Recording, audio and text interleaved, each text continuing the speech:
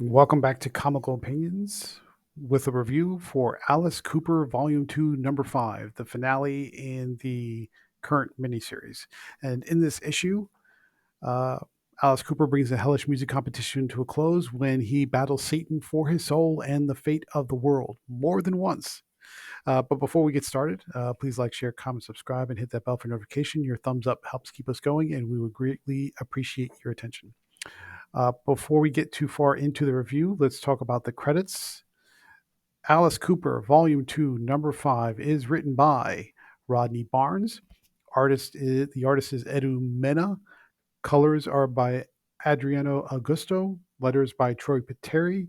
And the main cover, cover A, is rendered by Stuart Sager.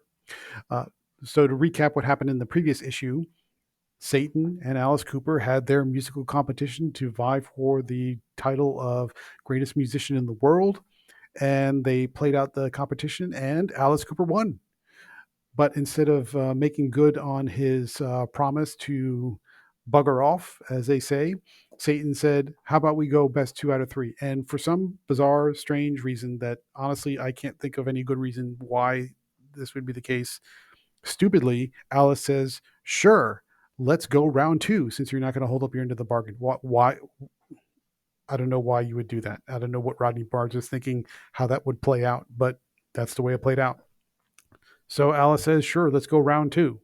And this time in front of the whole host of demons and the denizens of hell. Okay, fine, sure, let's keep going. So here we are in issue number 5, which is the finale.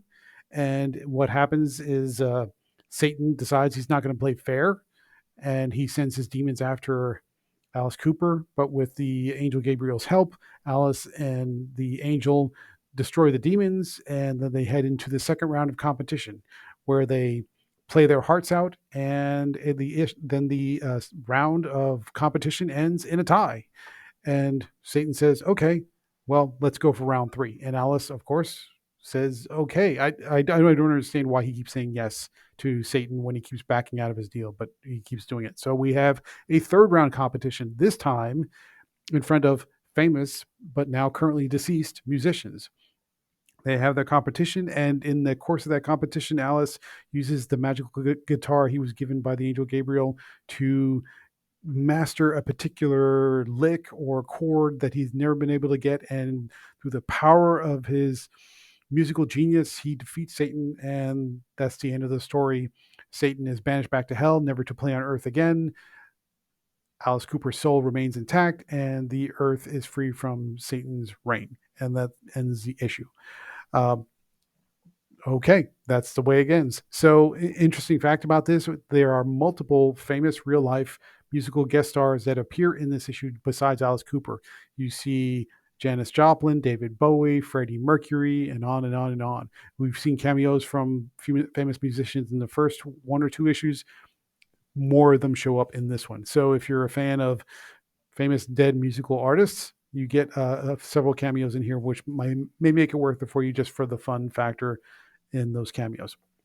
So, what do we like about Alice Cooper, Volume 2, Number 5 from Dynamite Comics? The devil gets his due, basically speaking. And, any chance you get to kick the devil in the butt and send him packing as a loser, I'm all for it. So, that's, regardless of how you got there, you got there. And so Alice Cooper beating back the devil by being the better musician of the two, I mean, that's always a good thing. And whatever satisfaction you get out of that, go for it. What didn't we like about the issue? Sadly, unfortunately, the negatives outweigh the positives. The pacing was kind of weird because the scenes are just sort of felt very stiff and cobbled together. So when the demons show up, they're there in one scene, and there's a one scene that shows a battle in progress, and then they're finished. The pacing was just very clunky and very disjointed, not at all smooth. Um, the plot, as you've already kind of heard from my tone of voice and the commentary here, didn't make a whole lot of sense. I get the idea of Satan trying to be the master of music on Earth. You get the idea that Alice is going to be the one that's going to stop him. But once he beat him the first time, that should have been the end of it. Then when he sort of ties with him the second time, that also should have been the end of it. And then to keep going, now it just becomes kind of silly. Is when your soul is on the line and the fate of the world is on the line, you don't just keep agreeing to do it over and over again when you've won. It doesn't make any sense. And then probably the third down point of this issue is the whole thing is just very predictable. I mean, obviously, if you're going to have Satan come up to be the musical master of the world, what are you going to do with Alice Cooper? Of course, you're going to have a music competition for the fate of the world. That's the premise is just, I hate to say it, but just really unoriginal.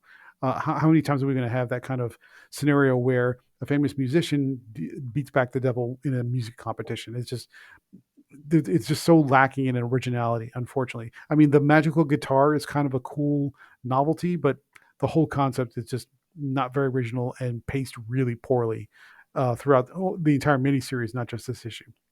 So, a quick word about the art. Some of that stiffness and that lack of smoothness is also an effect of the art. I'm not sure what Edmund was doing he renders the Alice Cooper pretty well and gives you interesting looking demons, but there's no energy, there's no smoothness, there's no flow to the art. And that might be partly due to the script, but it's also partly due to the art as well. So Ed Umeno's got to take some responsibility for just the clunkiness and the disjointed feeling of smoothness in this particular issue, in the finale for this miniseries. So final thoughts, last comments about Alice Cooper Volume 2, Number 5. Honestly, a mediocre finish to a mediocre miniseries. It didn't start well. The general premise is predictable. The way that the premise is played out was bizarrely nonsensical. It didn't make sense to have a musical competition with the devil, and then once you won, keep doing it over and over again because the devil didn't want to live up to his end of the deal. That makes no sense. And then the art was just okay, not great. So mediocre from start to finish, both in concept and execution, and all the way to the very end. And that's a bit of a bummer, but that's just the way it is. Therefore, we're going to give Alice Cooper Volume 2, Number 5, a unsatisfactory 6 out of 10. Well, we hope you enjoyed this review. But before you leave, please like, share, comment, subscribe to Comical Opinions for more comic reviews and analysis every week. I'm Gabe Hernandez, your publisher in EIC. You have a great day.